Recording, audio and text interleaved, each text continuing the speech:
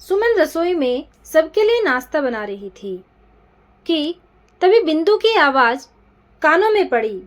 Mummy, mummy जल्दी चलो, रामायण आ रही है। जाओ तुम लोग देखो, मुझे काम करने दो। सुनकर बिंदु लौट गई। अरे बिंदु, मम्मी नहीं आई। नहीं पापा, पापा पता नहीं क्यों वे रामायण देखने से कतराती हैं। वैसे तो वो बहुत आस्तिक हैं, खूब पूजा पाठ करती हैं, पर रामायण की बात पर चुप्पी लगा जाती हैं।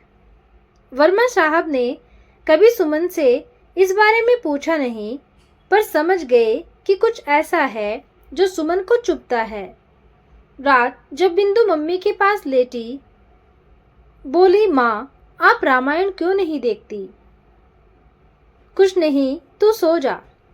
नहीं मम्मी, मैं अब बच्ची नहीं जो तुम्हारा अव्यक्त दुख न महसूस कर सकूं। मैंने आज तक अपने नाना नानी को भी नहीं जाना। क्या मेरे ननिहाल में कोई नहीं था? बात बदलते हुए सुमन ने कहा, बिंदु, क्या रामायण में राम की बहन को भी दिखाया जाता है? क्या राम के कोई बहन थी भी? चौंकते हुए बिंदु बोली, हाँ, राजा दशरथ व कौशल्या की पहली संतान बेटी थी। नाम था शांता। वह बड़ी योग्य, कुशल, पाक कला, युद्ध कला में निपुण थी, पर थी तो बेटी ही। उससे तो वंश बेल बढ़नी नहीं थी। एक बार अयोध्या में अकाल पड़ा। कहा गया ये सब शांता के कारण पड़ा है। राजा दशरथ ने उसे त्यागने का मन बना लिया था। उसी समय अंग देश के राजा रोमपद अपनी पत्नी वर्षिनी के साथ आए। वे निसंतान थे।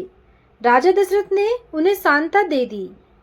शांता उनके साथ अंग देश चली गई। कौशल्या चाहकर भी बेटी को न रोक पाई। इसी बात से वह नाराज व दुखी थी। दशरथ कौशल्या से कहते, पुरोहितों ने शांता को अकाल का कारण बताया था, इसीलिए प्रजाहित में मैंने उसे भेज दिया। कौशल्या कहती, उसकी दुखती आत्मा की हाय हमें कभी नहीं चैन देगी। अंग देश की राजकुमारी होने के बाद भी शांता का मन अयोध्या के लिए रोता था। ये तो बहुत बुरा किया उसके साथ। लोग न सतयुग में पुत्री चाहते थे और न कलयुग में। सतयुग में तो धर्म था, पर वहां भी कन्या की कीमत नहीं थी। शांता का कभी किसी ने नाम भी नहीं लिया, मानो वो घोर अपराधिनी थी।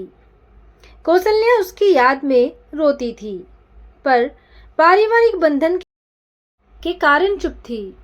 तुलसीदास जी ने भी रामचरितमानस में उसका जिक्र नहीं किया कि कहीं सूर्यवंशियों पर इस कारण कलंक न लग जाए।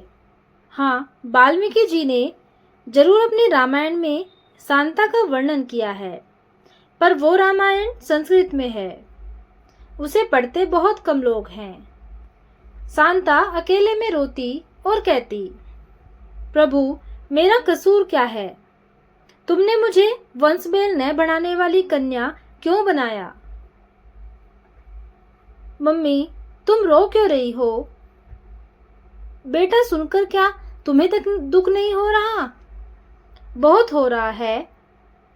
उस समय मैं होती तो विद्रोह करती और उन्हें श्राप दे देती। सुन, आगे एक बार रोमपद शांता से वार्तालाप कर रहे थे। उसी समय एक ब्राह्मण खेतों की जुताई के लिए मदद मांगने आया था, पर बातों में मशगूल होने के कारण राजा सुन न सके। वह क्रोधित होकर अंगदेश छोड़कर चला गया। वह इंद्र का भक्त था। भक्त का अपमान देख इंद्र कुपित हुए।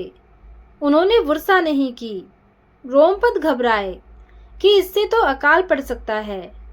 वे श्रृंगी ऋषि के पास गए और उनसे उपाय पूछा। श्रृंगी ऋषि ने यज्ञ कराया, जिससे इंद्रदेव प्रसन्न हुए और खूब बारिश हुई। राजा ने शांता का विवाह श्रृंगी ऋषि के साथ कर दिया। मम्मी, ये श्रृंगी कैसा नाम है? उनके माथे पर सींग थी, इसलिए श्रृंगी नाम था उनका। मम्मी, शांता ने फिर भी उनसे विवाह कर लिया? हाँ, शांता ने इसे अपनी नियति मान स्वीकार कर लिया। यही तो भारतीय नारी है, जो चाहा अनचाहा वर के साथ पूर्ण निष्ठा से उसे देवता मान जीवन काट देती है उसके साथ। राजा दशरथ पुत्र के लिए व्याकुल थे। किसी ने बताया, श्रृंगी ऋषि के पास जाओ, वो पुत्रष्ट यज्ञ करा सकते हैं। राजा दशरथ अपनी रानियों के साथ श्रृंगी ऋषि के आश्रम में गए। ऋषि से प्रार्थना कर पुत्र यशिष्टि यज्ञ के लिए कहने लगे। ऋषि ने स्वीकार कर लिया और कहा, मैं अपनी पत्नी के साथ यज्ञ कराने आपके यहाँ आऊंगा। दशरथ ने ऋषि की बात स्वीकार कर ली। श्रृंगी ऋषि अपनी पत्नी के साथ यज्ञ कराने पहुंचे तो आकाश से पुष्प वर्षा हुई। दसों दिशाएं महक उठी। दशरथ और कौशल्या ने प्रणाम करते हुए कहा, देवी, आप कौन हैं? आपके आगमन से वसंत ऋतु आ गई। ऋषि की पत्नी ने कहा, मैं आपकी पुत्री शांता हूँ। राजा दशरथ डर गए कि यदि इस बात का सबको पता चल गया तो पुत्री छोड़ने के कारण समाज में उनकी निंदा होगी। दशरथ ने कौशल्या से कहा, वह ऐसा कुछ भी न करे जिससे समाज में उनकी निंदा हो। कौशल्या का हृदय रो रहा था। वो अवसर देखकर शांता को महल के अंदर ले गई और हृदय से लगाकर खूब रोई। यज्ञ के बाद जब शांता विदा हो गई तो कौशल्या ने दशरथ से कहा, कैसे पिता हैं आप? बेटी को देख कर भी आपका कलेजा नहीं फटा। हमें इसका दंड अवश्य भोगना पड़ेगा। सारा सुख होते हुए भी हमें आत्मिक शांति नहीं मिलेगी। यज्ञ से निकली खीर से दशरथ को तीनों रानियों से 4 पुत्रों की प्राप्ति हुई। जब शांता ने सुना, वह बहुत खुश हुई। तीज त्योहारों पर शांता अपने भाइयों को याद करती। मम्मी, क्या वह अपने भाइयों से कभी नहीं मिलती? वह उन्हें कभी नहीं मिल पाई? नहीं, जब राम वन में जाते समय श्रृंगी ऋषि के आश्रम में रुके, तब भी स्वाभिमानी शांता यह सोचकर नहीं मिली कि यदि भाइयों को पिता के बारे में पता चलेगा तो पिता के प्रति उनकी धारणा बदल सकती है। सच मम्मी, बड़ी महान थी शांता। इस मौन तापसी को लोग नहीं जानते तक नहीं। मम्मी, हमारे नाना नानी कहाँ है? ये बात बोलते ही दोनों के बीच एक मौन सा छा गया। मैं भी शांता हूँ। मेरे बाप ने बेटी जानकर मुझे माँ से छीनकर झाड़ियों में फेंक दिया था, जहाँ से एक दयालु विधवा स्त्री ने मुझे जीवन दान दिया। मेरे साथ मेरी माँ का एक झुमका आ गया जिसे वह पहचानती थी। उसने वह झुमका मेरी माँ को दिया। माँ ने रोते हुए उसे दूसरा झुमका देते हुए कहा, आप मेरी एक विनती मान लो, कभी किसी को मत बताना कि मेरी बेटी जिंदा है, नहीं तो उसे ये लोग मरवा देंगे। वह दयालु महिला मुझे लेकर दूसरे शहर आ गई और बहुत लाड़ प्यार से मुझे पाला। अंतिम समय आने पर मुझे मेरे माता पिता और गांव के बारे में भी बताया। मैं स्वाभिमानी थी, जानकर भी मैंने संपर्क कभी नहीं किया। मैं एक स्कूल में पढ़ाती थी। एक बार बाजार जाते समय एक मोटरसाइकिल से टकराकर मैं बेहोश हो गई। होश आने पर देखा कि एक युवक यानी तुम्हारे पापा मेरी सेवा कर रहे थे। ठीक होने पर भी हमारा मिलना होता रहा। एक दिन मैंने कहा कि हमें विवाह कर लेना चाहिए। लोग ऐसे मिलने पर जाने क्या क्या सोचेंगे। इन्होंने कहा, मैं भी चाहता हूँ, लेकिन तुम सच सुनकर उत्तर देना। सुमन, एक दुर्घटना में मेरी कोई नस कट गई है, जिससे मैं आजीवन पिता नहीं बन पाऊंगा। मैं इसे छुपाकर नए जीवन की नींव नहीं रख सकता। मुझे उनकी साफ गोई भा गई और हमारा विवाह हो गया। एक बार तुम्हारे पापा के साथ उसी गांव में जाना हुआ जहां मेरे असली माता पिता थे। वहां मेरा घर ही सबसे सम्मानित व अच्छा था और वो इन्हें आमंत्रित करने आए और कहने लगे, सर, मेम साहब को भी साथ लाइएगा। मेरा मन नहीं था, पर ये कहने लगे, चलो, बड़े पुराने रईस हैं, काफी मानदान है। बिंदु, स्त्री के हृदय में मायका का स्थान अमिट होता है। मैं भी लोभ संवरण न कर सकी। एक बार तो देहरी आंगन जननी जनक के दर्शन कर जाऊं। घर पहुंचते ही पता नहीं क्यों एक अजीब सा सुखद एहसास होने लगा। मैं समझ नहीं पा रही थी। शांता तो बड़े, मैं तो जन्मते ही हट गई। फिर यह मोह कैसा? शायद ममता का आंचल खींच रहा था।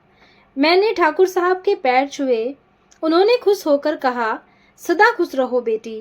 अंदर उनकी पत्नी पूर्णिमा जी के पास गई तो उन्होंने सीने से चिपका लिया। मैं भी ऐसे तृप्त हो रही थी मानो मरुस्थल में सुखद वर्षा हो रही हो। हम दोनों ने खूब बात की। तभी उनकी निगाह मेरे कान पर गई और वह अपना झुमका पहचान गई। क्या तुम सोनारिन की बेटी हो? जी हाँ, वह मेरी यशोदा माँ थी और आप मेरी देव की माँ हो।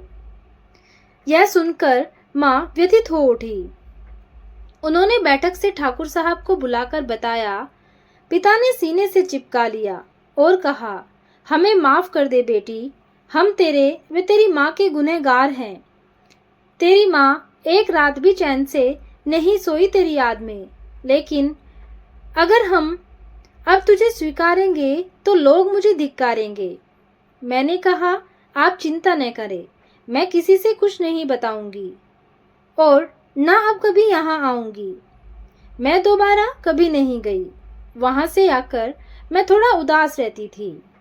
इन्होंने सोचा शायद बच्चे की कमी खल रही है और हम अनाथालय गए। मेरे मन में था बेटा लूंगी, पर पता नहीं ये क्या चाहे। लेकिन वहां पहुंचकर इन्होंने कहा, सुमन, मुझे तो बेटी चाहिए, पर जो तुम चाहो। आपने तो मेरे मन की बात कह दी और तुम आ गई खुशियां लेकर हमारे जीवन में। इतना कहते कहते माँ ने पूछा, सो गई क्या बिंदु? नहीं मम्मी, मैं सोच रही हूँ। क्या? सुमन का दिल धड़क उठा। कहीं गोद लेने की बात बताकर मैंने गलत तो नहीं किया? इसके कोमल मन को ठेस लगी हो। लेकिन बिंदु गले लगकर बोली, मम्मी, मैं भाग्यशाली हूँ। मैं तो माँ बाप न होने के कारण अनाथालय में थी। मुझे तो इतने प्यारे आप और पापा मिले। आप लोग तो पूजने योग्य हैं, जिनके लिए बेटा बेटी एक समान है। मैं शांता नहीं हूँ। थैंक यू मम्मी, कहकर बिंदु अपनी माँ से लिपटकर सो गई। तो दोस्तों, ये थी एक छोटी सी मगर प्यारी सी कहानी। आपको कैसी लगी कमेंट करके जरूर बताना। कहानी को पूरा सुनने के लिए धन्यवाद।